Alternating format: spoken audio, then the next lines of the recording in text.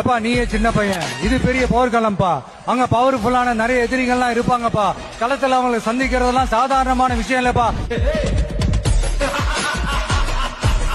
கெட்ட பையன் சார் அந்த சின்ன பையன்.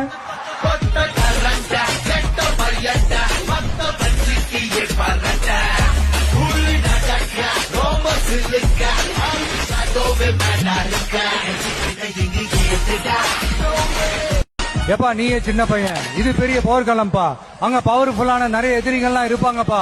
களத்துல அவங்களை சந்திக்கிறதெல்லாம் சாதாரணமான விஷயம் இல்லப்பா. கெட்ட பையன் சார் அந்த சின்ன பையன்.